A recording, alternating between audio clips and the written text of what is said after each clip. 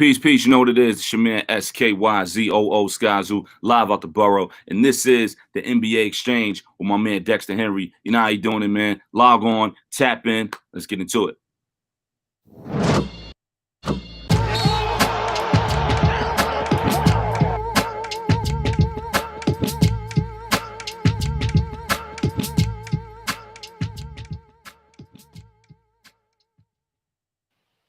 What's going on, everybody? Happy Wednesday. I'm your host, Dexter Henry, for the NBA Exchange. I wish I had some really good story this week for this Wednesday to talk about why I'm in a good mood. Not really. There's nothing really going on sports-wise. You know, last Friday I came off the high of the Mets comeback victory I saw in Philly. Talked about that with Keith Pompey. Last week I had to needle Jarod. You know what I'm saying? Let him know about how Liverpool was doing in Champions League, and we're going to win that FA Cup on Saturday. So maybe I'll be in a good mood on Monday. But, you know, nothing really has been going on this week. You know, I'm going to keep it even. I'm not going to, gloat too much or have anything to really be happy about. But, we'll find out real soon how Jarod feels about his Grizzly Cubs because they are on the brink of elimination. No, we are not playing taps on them yet. For this show, we will not be doing that, but it is Wednesday. That means it's NBA with Nuance time. That means my man Jarod Hector joins me. Jarod, how are you feeling? Are you feeling as good this Wednesday as I was feeling last Wednesday? I mean, I feel fine. The Grizzlies are trying to stave off elimination as, on the day that we record this. It's all good, man. We'll get into the Grizzlies. So what you're saying, though, Dexter, is you're not feeling as good as Tom Brady is this week, knowing that when you finish your career, you have a $400 million payday waiting for you. Yo, I'm glad you brought that up. We are not planning to talk about this. We're not. And I saw the news pop yesterday. I saw some people at work doing some stuff. I saw a lot of conversation on social media that I didn't totally dive into. I will say this, and I'm curious as to how you feel about this as a content creator too. There is something to the people who are like, yo, look, I create content. I've done stuff on digital platforms, on TV. I've went to school for this. And this dude, while he's a Hall of Fame, one of the best quarterbacks of all time, if not the best, is going to get paid that much amount of money to be on TV. And I'll even go to other athletes, particularly athletes of color, particularly black athletes, who've had to come on TV and put in the work before they even saw good money. And I wanted to say, I think those people have a lot of valid points when we look at this stuff in terms of opportunity, who gets the opportunities. And I mean, it's not a good look. It looks like a lot of other stuff where you see certain people who get the opportunities. So yeah, I mean, listen, I'm never mad at somebody else getting their bag. That's not what I'm saying. I'm just saying we got to look at how this stuff goes on different levels, even despite the $375 million that Brady is going to get. Yeah, man, I'm with you there. I saw that number. I was like, I'm sorry, he's getting what? Like, with no TV experience, I get that he's Tom Brady. And as you mentioned, all the bona fides and accolades, greatest quarterback of all time, yada, yada, by the way. Didn't plan to say this, but can we stop and pause with the whole greatest athlete of all time, greatest sports player of all time? Yo, sorry. Whoa. Yeah. Tom Brady ain't even in the top 25 in that conversation. Sorry. You play a sport where you only play one half of the game on offense and you sit the other half? Nah. Sorry, my man. You don't get to be in that conversation. But be that as it may, look, it's also a commentary on society, Dexter, right? Which is what we value, we being the collective we, is celebrity, right? And in America, Tom Brady is a celebrity, right? And therefore, that's the kind of money that he's going to command. I always find football talk funny because outside of the United States of America, nobody gives a damn about American football. So right. while Tom Brady is like this American superstar, globally, he's no one. Right. You're right about the price and the other thing. The thing I think that infuriates other people who are broadcasters, journalists, sports reporters, like anchors, reporters like myself or whatever, is that, look, these stations always acting like they can't pay people. Clearly, y'all can. Oh, yeah, they got money. Find the money when you want to. It's something I always tell reporters, and this is why I tell other journalists and fellow journalists, you have to know your worth on this stuff. They can find the money when they want to. Now, you could tell me that Tom Brady brings value, and I think Jarod makes a fantastic point about the value being celebrity to that, right? And it's a name, and there's a certain amount of money they'd be willing to pay. Of course, Now, that doesn't mean he'll be a good broadcaster. It also doesn't mean Tom Brady will be a bad broadcaster. Right. I don't think so, but he secured the bag before he is even finished playing. We know these conversations are always going on behind the scenes. I'm just saying, doing the stuff in my career, pay me. Pay me. GTBW, man. Woo! That's all I'm saying. But we're not going to make this a football show. We're here to talk about some basketball. What's up, Manny? I see you're watching and checking in. We appreciate you. Let's get right into it with your Grizzly Cubs. All right, let's first start with the Ja Morant situation. So yesterday comes out. We were wondering what the injury was with his knee. We now know it is a bone bruise. Playoff return is doubtful. Grizzlies playoff hopes also hanging on the line. Just how big of a blow was it, especially when you look at what happened in Game 4, for them? How big of a blow was it? With the Grizzlies. Yeah, it's huge, man. Like Ja, of course, is the engine that drives everything with that team and that organization, right? And so, they were missing that, and you saw it. He is that person that can drive, get to the basket when things are going kind of haywire. He's kind of a calm, steadying force, even in this young stage of his NBA career and development. So not having your best player, your team MVP, of course, hurts. And a lot of the Grizzlies fans are talking, yeah, but 20-5 all season without Ja, or 25, whatever the record was. And I always say, look, guys, it's all well and good, and that shows the team can play without him, which they did, by the way, in that Game 4. They led for 45 and a half minutes, right? 46 minutes of the game. But playoffs are so different. And when it becomes this predatorial seek and destroy and hunt mentality and execution on both ends of the floor, you need to have everything working for you in order for you to have the best chance of a positive outcome.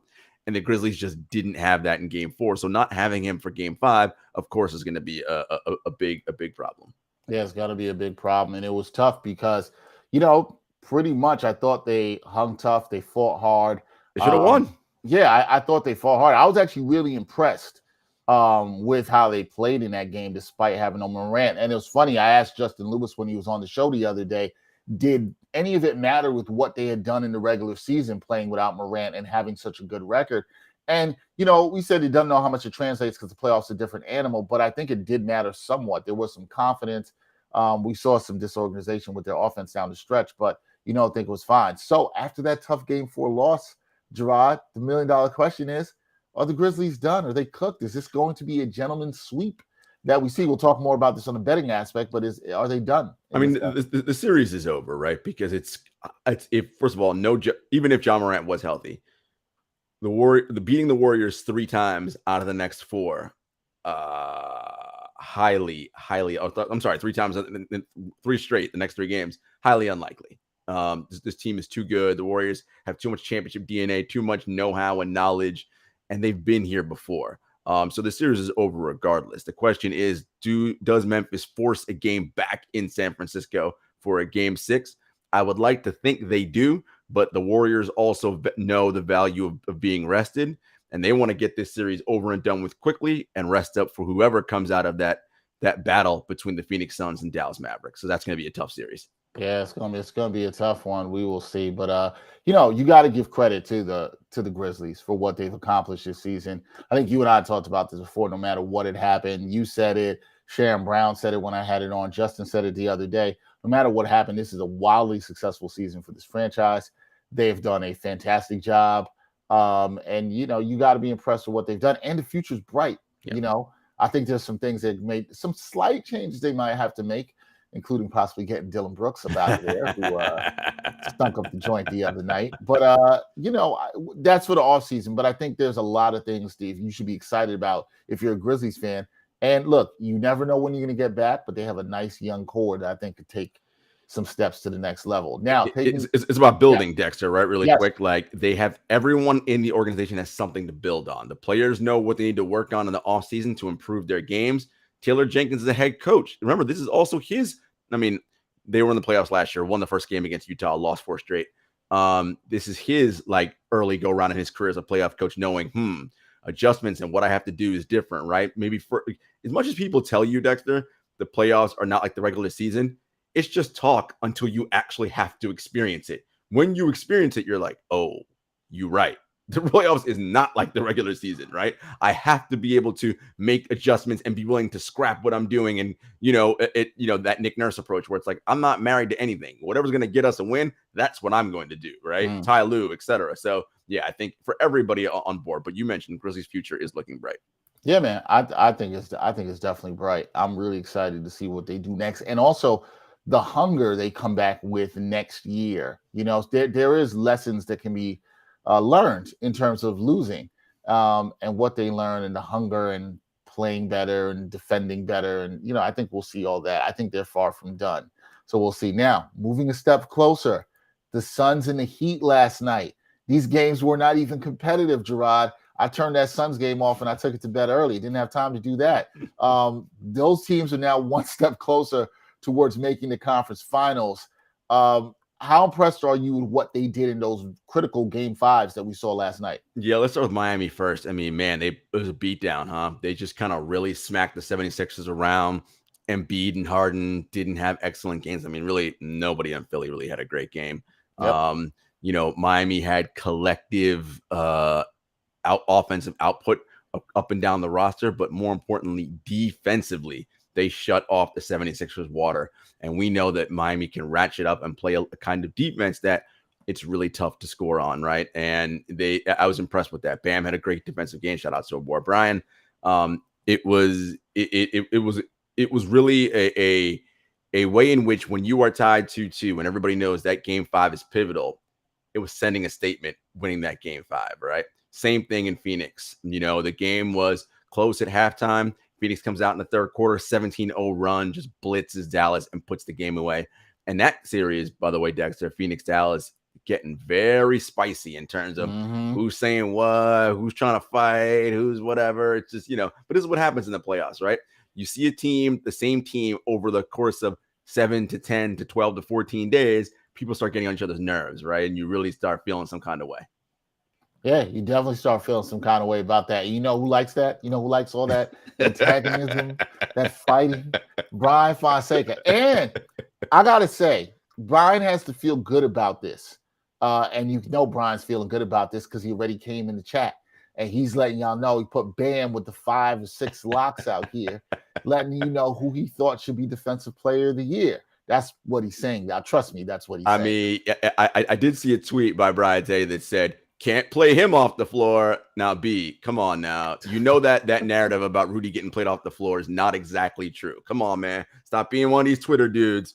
But yeah, no, Bam was excellent. And Bam is excellent. He's maybe, for sure, one of the best defenders for sure of this era.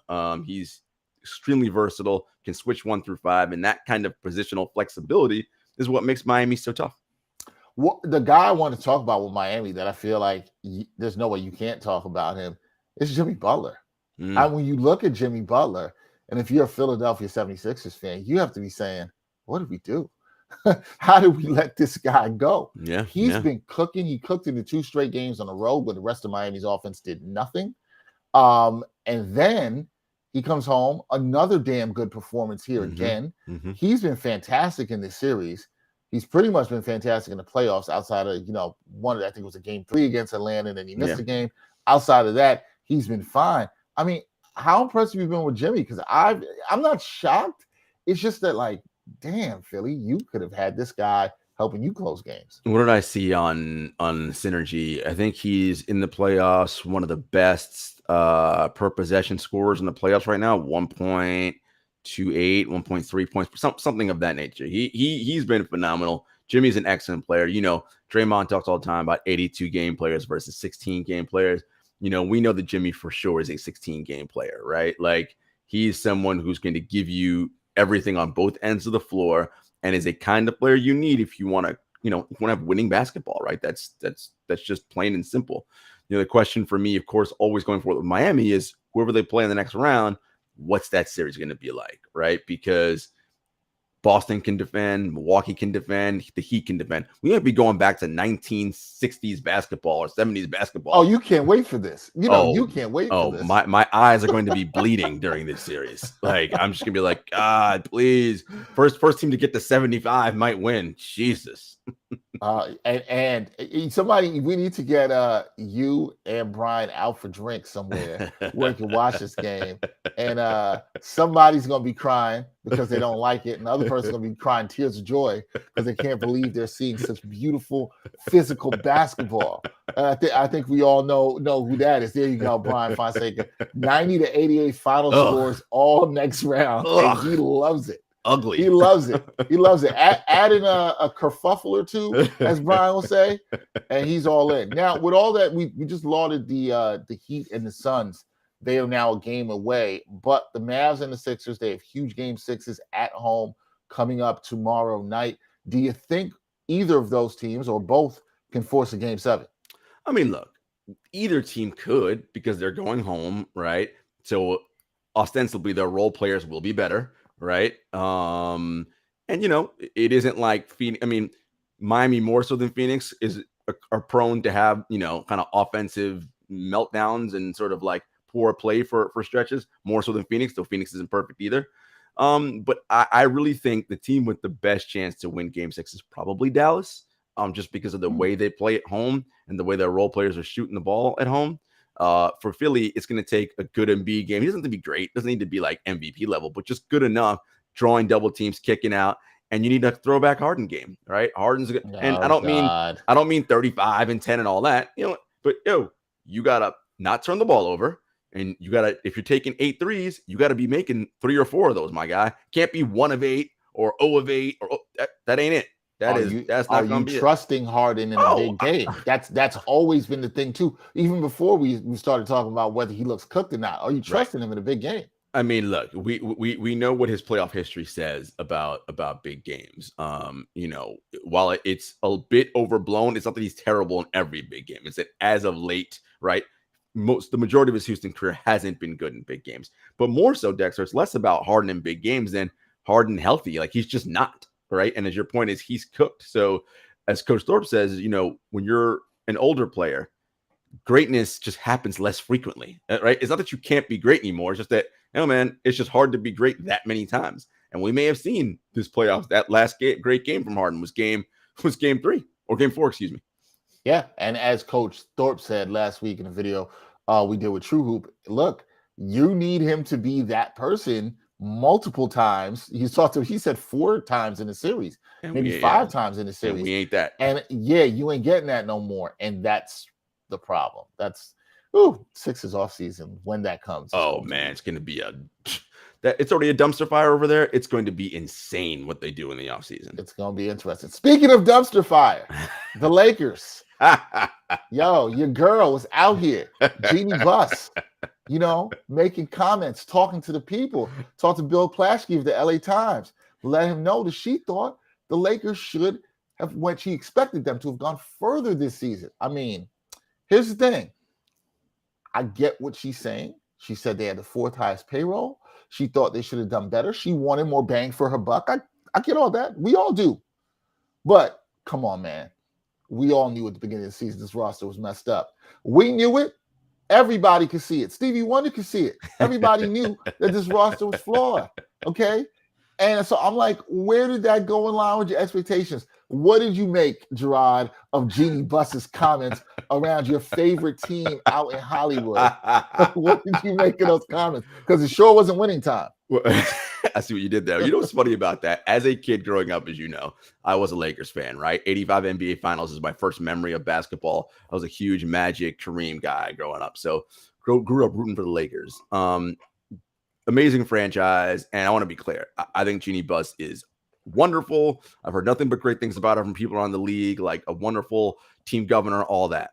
But Jeanie, homegirl, like, the idea that you thought because you spent the 4th highest payroll in the league that guaranteed you, since when? Like, that mindset has got to change. And I read the interview she did with Plaschke, and look, I hear what she's saying, but none of that stuff in LA is going to change unless she changes that mindset. She's running the team like how her dad, the late Dr. Jeanie Buss, ran the team. We're LA. We're just going to get stars. We're going to do what we got to do, and we'll be fine. Now, that strategy's cool and all when you draft Magic Johnson, Kobe Bryant, when you trade for Shaquille O'Neal, when you trade for Anthony Davis. Before that, in the 70s, when you trade for or you acquire Kareem Abdul-Jabbar. Yeah, when you get the biggest and best, it's all good. But the problem is that in those years where you don't do that, you have lean basketball. Dexter, in the last 10 years, the Lakers have made the playoffs 3 times. They won the finals in 2020. They lost in the first round twice. The 2 other times. The other 7 seasons, Dexter, you want to guess what their records were? What their record was? I ain't even going to let you guess. No. Every season, under 500. Under 500. Oh, I knew that. Yes, I just know it's something really bad. I mean, what are we doing here? You are the Los Angeles Lakers. It shouldn't be these peaks and valleys, right? The Lakers have a huge advantage going for them, Dexter, which is LA. Lots of people want to come play in LA. Cool. Do that. Use that to your advantage. But did you know this team drafted in the past few years Kyle Kuzma, Lonzo Ball, Brandon Ingram, Julius Randle, D'Angelo Russell, Ivica Zubac. Oh, my God. Who am I missing? Taylor Horton-Tucker. Jordan Clarkson. Taylor Horton-Tucker is the only one still with the team. Everybody else gone. You mean to tell me that the Lakers now would not be better with any of those players I just referenced on this squad? Yeah, it really comes down to this, right? One of the players you referenced, it was the first player you referenced, and he's not a star player or anything, Kyle Kuzma, right? How about you had him as a role player? How about if you still had KCP? How about if you still had Alex Caruso, right? How about if you still had those players that, not Caruso, but the others that went out in the trade for Westbrook, which clearly did not work? How about that? I do think there's a lot to what you're saying that's a broader issue in terms of how we look at franchises, how we look at teams. And if the Lakers have the mindset that, hey, we are, yes, you have a very attractive destination in LA, but we're the Lakers, we get stars in what we do, and you don't focus on the things that Jarod always talks about, right? Team development, building, culture, actually really looking at the chemistry and how that might matter in terms of putting a roster together. All that stuff kind of matters. And if you're just ignoring that and saying, hey, we had the 4th highest payroll in the league, we should win, that's ridiculous. I'm like Jeanie. I could tell you about the time the team I root for had 2 or 3 highest payrolls in the league, and they weren't even close to sniffing the playoffs. Spending money does not equate to winning, right? It's about how you spend it and the value. And if you spend the money badly, you will lose. Yeah, the Lakers, again, and I also want to be clear about something for the fans that may not know this. The Lakers are owned by the Buss family trust, right? Jeanie is the controlling owner, the governor of the team. The Buss family aren't like Steve Ballmer or Wes Edens and the owners in Milwaukee or the guys in Philadelphia, right? Or the guys in Atlanta. It's not venture capital, hedge fund, private equity money, okay? All those guys, or Microsoft is in the case of Ballmer, most of these other owners in the league have made their billions doing something else, right? And they've taken that money to then buy a team. The Buss family, the Lakers that's where the money comes from. That's the family business, okay? And the problem with that is that they then don't allocate the resources because, again, they can't just pull out, all right, let me just wheel in, 50 or 100 million from wherever to do what I got to do on the operations side. So the Lakers, in terms of operations, are thin. How much money do they spend in advanced scouting? How much money do they spend on analytics? How much do they spend on their training staff? All these things that matter on the periphery to help develop a team, player development. Again, be the best of both worlds. We're LA, we get stars. Okay, we can always do that. But imagine if you kept just a guy like Caruso, right? And you continue to develop him. A guy like Kuzma, as you mentioned, Kuzma would have been so beneficial on this roster this year. Take the best pieces of your small market teams, like your San Antonios and your Oklahoma Cities and whatever, develop. And when you do get lucky and you draft that ready-made superstar or you sign that big franchise guy and free agent, now we're cooking with gas, right? Because we got elite people and we have, look at this homegrown talent we got, right? Because as much as you need stars, and Brian talks about this all the time, you know how teams win? Young talent on team-friendly deals and guys that get developed a la the dudes in Miami, right? Like, yes, you need superstars. Don't get me wrong. You ain't even in the conversation unless you have that. But that's not all that you need. Right. No, definitely. Now, the other thing, and you brought this up, right, in terms of the way the team is run, it's literally a family business. And I think glad you cleared it up, because sometimes I think people don't really understand that. They're not getting their money elsewhere, as you astutely pointed out.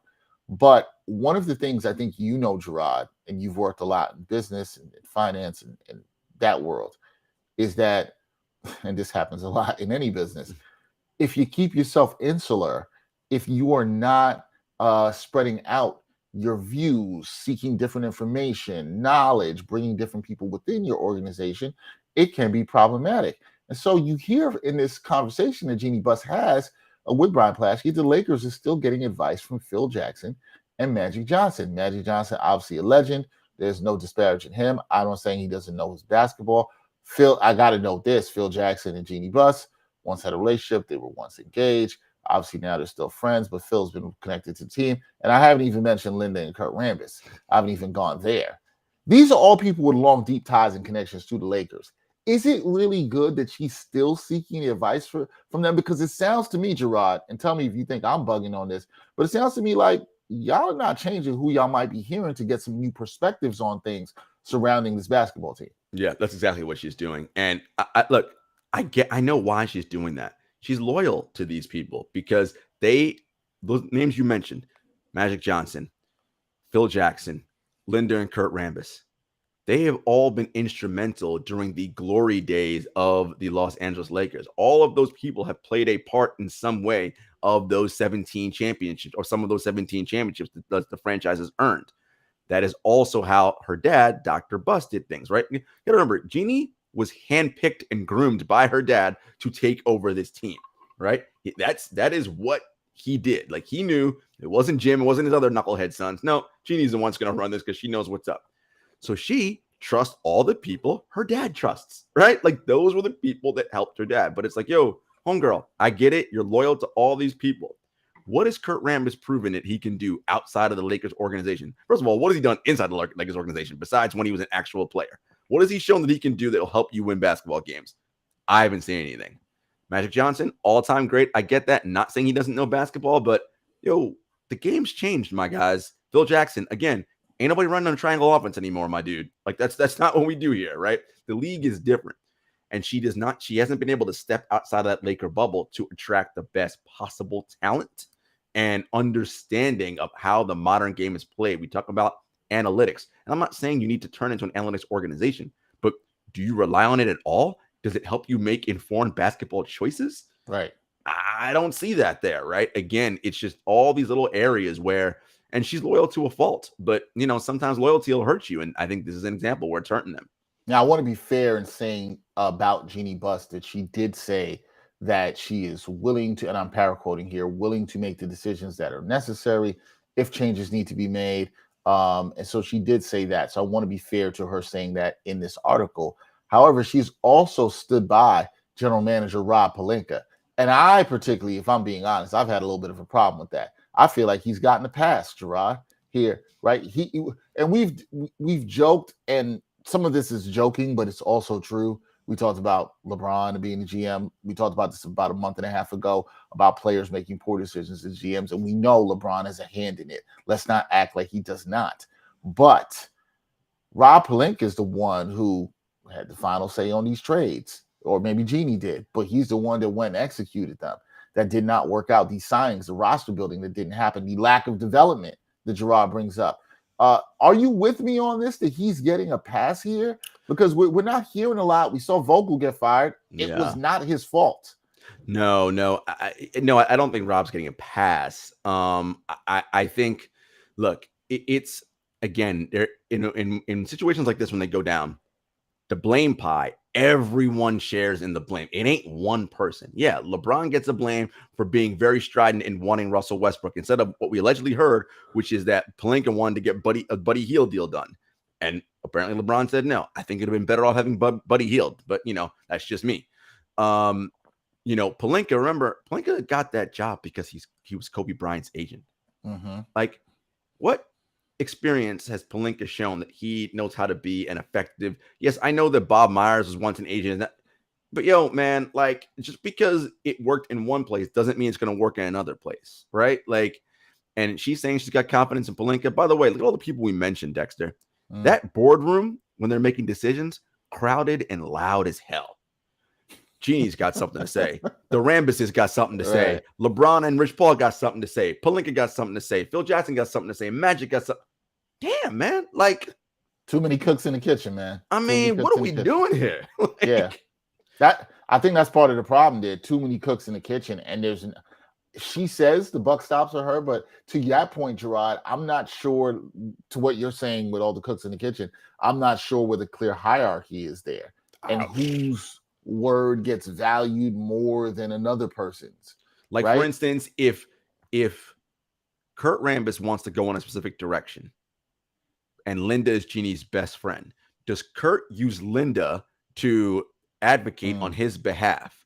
But if Phil says he wants to go another direction, how much does their past relationship influence how she, like, you see what I'm saying here? Like, it's kind of messy. Everybody got something to say. And if they're all come with it, and we know how much she loves Magic and her relationship with, like, who ultimately, what are you deciding if everybody comes in with a different POV? Yeah. Along with the loyalty aspect that you mentioned too. It makes it very interesting. Okay, last thing on the Lakers. Because I find this interesting. I'm sure we'll talk more about this as we head towards offseason. But what the hell can the Lakers do to return to championship contention next season? Because when you read this, it sounds like this is what Jeanie Buss wants. I mean, it's what Laker fans want too. You can want something, you can expect something. That doesn't mean it's realistic for it to happen. So, do you think there's anything they can do to get back to the mountaintop or at least close to it next season? Look at my face. Look, you can hope for health, but that's not a strategy. You have no control over that. You can pray and hope that LeBron and AD are extremely healthy all season. They only miss games because they miss them because of rest. And AD plays like the best two-way player in the NBA. And LeBron maintains his same level of last year. That really is your only hope. But Dexter, like, what? That's not a strategy. Like, right? Hoping for those two things that's nothing. Look, we all know what the Lakers should do, and they're not going to do it. But what they should do is seriously entertain trade offers, not just for LeBron, but for LeBron and Anthony Davis. Rebuild this thing, man. Because look, Russell Westbrook, LeBron, and Anthony Davis. That's what you got next year. That's it. Those three dudes, by the way, their salaries alone got you over the salary cap. You're already in the luxury tax with those three guys. Then you got to fill out the rest of your roster, 12 through 15. With what? You don't have any draft capital to trade because the Pelicans control your draft for the next 5 years because of the Anthony Davis deal. So you have no young talent to move, right? I mean, I guess unless you consider Taylor Horton Tucker young talent, which I don't, right? Which I don't. So what do you have that any team wants that is valuable? Right. The only thing you have that's valuable is AD and LeBron. That's it. They have very limited options. I don't know. Basically, what you're hearing from Jarod there is, I don't know. I don't see the pathway. Well, I mean, to Jarod's point, there is a pathway. Right. I'm just with Jarod that I don't think they're going to take that pathway. I think they might try to half-ass that pathway, which would be trading Russell Westbrook because he's somewhat attractive as an expiring $45 million contract. Jesus. But I'm with Jarod. You need to blow the whole thing up. Will they do that? No. And the reason they won't do that is because of what Jarod mentioned earlier, which is the old LA way, right? Is to get stars, keep stars. You got LeBron, you got Anthony Davis, even though he's a star in street clothes, that'll still put people somewhat into the seats. Maybe, but for how long? And that's the real question when it comes to talking to Lakers. At some point, Jarod, and I think you're really hitting the nail on the head with this, at some point, that old school thinking and old school model, it's going to have to bend or break, or you're just going to have to see that it doesn't work, right? And so sometimes you need to develop, stick the course with players, not just chase the stars and think that because you're in a big market, you got to get a name that can win.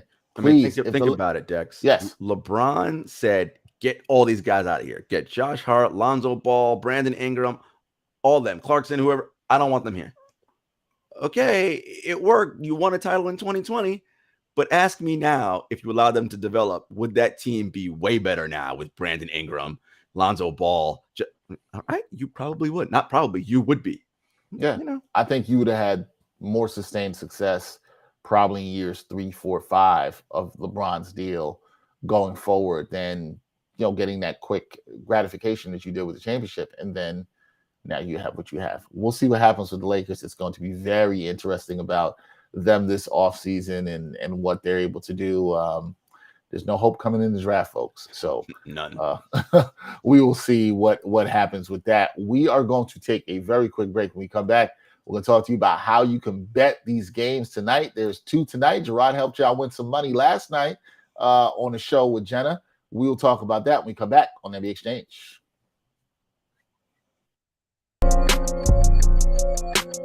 Are you looking for a better way to play player props or daily fantasy sports? Well, look no further than Prize Picks. Prize Picks is the leading over-under daily fantasy game. Why? Because it's so easy to use and win. You can make your picks in under 30 seconds and win up to 10 times your money in one day. Right now, we have a special offer for our viewers and listeners of the NBA Exchange. All you got to do is sign up now and use the promo code NBAEX. Prize Picks will match your first deposit up to $100. Yep, that's right. They'll match your first deposit up to $100. So, join the over 150,000 others who found a better way to play and download the Prize Picks app today.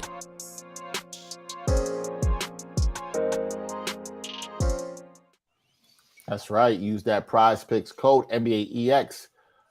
Prize Picks, they will match your first deposit up to $100. Be sure to use that and help win you some money. Now, speaking of winning some money, last night, if you took the Suns to cover, if you took the Heat to cover, you did pretty good. I believe when I watched the show last night with Jarod and Jenna, Jarod said exactly that. That turned out. Some of the player props he said did not help me, but he always says, "I'm not saying I'm gonna hit them all, but I will win you some money. I'll get you some. I'll get you some, man. I'll tell. If he don't get you to the promised land, he will get you close. He will say that. First game tonight, which has been a very, very, very aggressive series that is sure to make our man Brian Fonseca smile. The Milwaukee Bucks and the Boston Celtics. The Bucks money line plus 190. They're the underdogs in this one. Celtics are the favorite, minus 5.5 with the spread. And this is going to be an interesting one. It is a big game 5. Boston got a big win in game 4. I was very impressed with how they closed that game. They're just fantastic. Jason Tatum bounced back, did his thing. What do you see happening here in game 5, Jarod? As this series has worn on, Dexter, what you're seeing from Milwaukee is the absence of Chris Middleton and how it's affecting them. Because offensively, yes, Giannis is still getting his numbers, but they're able to stop him from getting to the paint late in games and forcing him to take jumpers, and he's not able to hit. And again, not having Middleton to score in the mid-range through that pressure release valve is a problem. Look, I don't know that Al Horford can continue this fountain of youth renaissance that he's on. My man played 42 minutes in game 4, and we got a game, 48 hours later, and I don't know if they're going to do that again. However, I don't think that the Bucks role players are going to play well enough on the road and hit enough shots to matter. I like Boston in this one. I think they win it maybe comfortably. In terms of the spread there, the over under, I'm going to kind of stay away from that just because the series is kind of weird in terms of over under. Yes, they play good defense, but Boston could do a thing where they score 115 and the Bucks end up only scoring like 90 and you still end up hitting the over or whatever the number is. So stay away from the over under, but I like Boston to win minus 5.5. As far as player props, the Jays, I like both of them to get 20 plus tonight and the Boston win. Look at Marcus Smart to hit 2+ threes. That's kind of what I'm seeing from Boston. On the Bucks side, I mean, Giannis 30 seems like a good play, but otherwise, I have no confidence in anything else on the Bucks. Yeah, I'm just kind of with you on this one. That 5.5, I think it's a fine number for the Celtics. I have this feeling pretty much the same way I looked at the Suns Mavericks last night. I'm with Jarod on this. the reason I love the Suns to cover there, and they did easily, obviously, and I think the same thing might happen with the Celtics tonight. Didn't trust Dallas's role players on the road to shoot well in Phoenix. I do not trust Milwaukee's role players to shoot well here in Boston. I think the Boston crowd's going to be pumped up. I think the C's come out pumped up. I think Ime Udoka is going to have these guys knowing it's ready. This is a game they have to take. You do not want to go back to Milwaukee 3-2. I'm also a little bit worried about Giannis. He's been putting up some monster numbers, and we know Giannis can put up some monster numbers and will that team to a win. I just don't think that happens tonight. Could I see it in game 6? They go down 3-2? Absolutely. And force a game 7. Just don't see it happen tonight. I'm with Jarod. They miss Chris Middleton big time. I like this 5.5 number. Give me the Celtics. I think they win. Even if they get it close late, I still see them winning anywhere between 7 and 10 points, if not more. I think they win pretty easily. In terms of player props for me, I would say stay away from the Bucks players on the road. Although I have one for you with the Bucks that's been a good look, and it's been hitting for me throughout this series. For some reason, they've been keeping the number low on rebounds for Brook Lopez. It started off early in the series at 4.5. Now it's up to about 5.5, and Brook Lopez has been rebounding the ball pretty well. So if you see anything between 5.5, 7.5 boards, bang that over with Brook Lopez. You're still probably getting some pretty good odds in that. Look at that. In terms of the Celtics, I think maybe look for one of their role players who's been struggling, and Peyton Pritchard, Jarod's boy. See if he can hit a couple of threes. Maybe look at that. Also, I'm with him. I like Jalen and Jason, each of them to go for over 25 points. I think they play very well at home tonight. If you want to bet on Al Horford doing what he did the other night, I would say take the under. I don't think he's got it again. If he does got it again, they might want to check him for some roids. He might be on that juice. I'll tell you what, if Al Horford does do this again, they win an NBA title. All right, like that's it. They about to win. Al Horford looks like that. They're gonna be tough to beat. All right, so we got the Celtics covering. We like that. All right, second game. This is the one where I might have to send Jarod after the game the video of taps for the Grizzlies. We'll have to play taps on the Grizzlies. Golden State Warriors on the road in Memphis.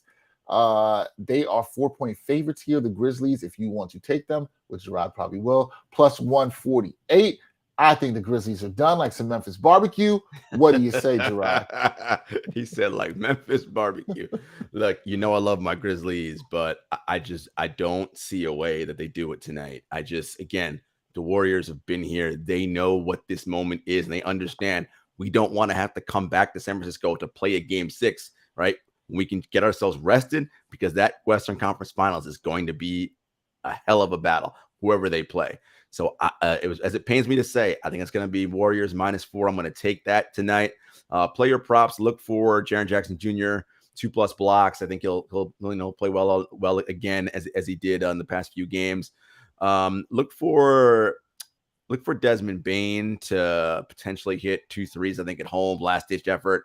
They kind of go out for that. But player props on Memphis, I'm kind of meh on right now. It's not that I don't want to make it sound like they're like a team that's going to quit, but I just think that they're kind of defeated right now. Their best player is not here. The wind's a little bit out of their sails. It's what every young team goes. So they realize, that's what championship basketball is. All right, we got a lot of work to do. On the Warriors side, Steph has not been shooting the 3 ball that well. But look for Draymond Green, possible triple-double watch alert. I could see him having one of those 10 and 10 games, just because that's Draymond. Jordan Poole, Steph, and Clay, look for each of them. I'd say what kind of odds you get on all 3 of them getting 3 or more threes. That might be interesting to play with. If you want to do a parlay, 3+ threes and a win, I can see that happening. I can see that. Yeah, I think it's a wrap for the Grizz tonight.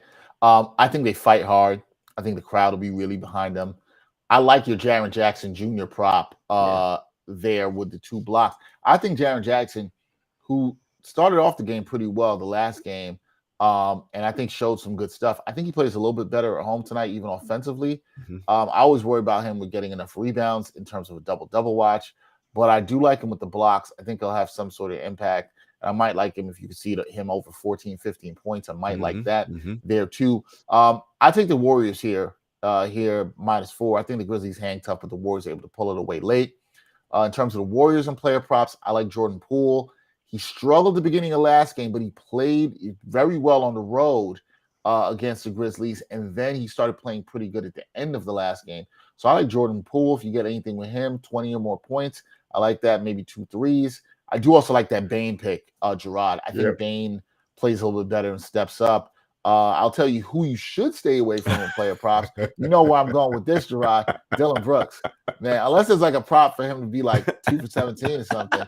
Like, nah, man, stay away from Dillon Brooks. It's tough, man. Dillon Brooks is unless definitely... you're going for steals with Dillon Brooks. Then I might say that's what you might do. I like Dillon Brooks. It sounds like I don't like Dillon Brooks. I just think he's messing up somewhat of the flow of the team. It's tough for Dillon Brooks right now. He's kind of getting the lion's share of the blame for that game for a loss. And, you know, he definitely did some poor things, but it's, you know, we can talk about this another time, but it may be time for the Grizzlies to move on from one Dillon Brooks. That's going to be a conversation. Yeah, but I like the Warriors here, -4. So I think we'll go with the favorites tonight. 1 on the road, Warriors -4, and they would be the first team to advance to the conference finals in these playoffs, and that will be interesting. If everything goes chalk, it'll be interesting because I know Jarod and I talked about this way at the top of the year, and we wanted to see Grizzlies. We did want to see the Grizzlies, but we want to see Warriors and Suns.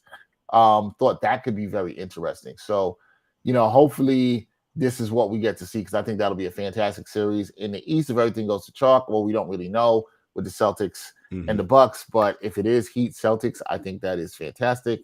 And Brian is going to be insufferable with the scores 90-88 every game. So that'll be fun. Slobber knocker basketball. Slobber knocker basketball. There you go. Brian's like, what? This is beautiful. What are you talking about? This is beautiful basketball. All right, that's it for this Wednesday edition of the NBA Exchange, some NBA with nuance. Thank y'all for following us, checking us. Check out Jarod's work on True Hoop as well. Bring it in this Friday. They'll be doing their thing. They do it twice a week. See him and Coach Thorpe and Henry Abbott doing their thing. Also, check out Jarod on 7 Footers podcast with our girl, Jenna Lemoncelli, who's been, you know, she's been shining on the New York Post. I see you shining, Jenna. We see you shining. I see you shining all the time. Check out the work there. Also, you know to check me out on A Hard Tell podcast. We had a great episode this week with Chantel Shand, talking some sanctioned violence with Brian. You can probably wonder how that episode went. There's a lot of good talk about that. So be sure to check that out. Support us on all our platforms, please, as possible. Also, check out Jarod and Jenna Tuesday nights betting show that they do early. Help you out with some money like we try to do here. He is Jarod Hector. I am Dexter Henry. Until next time, y'all. Peace.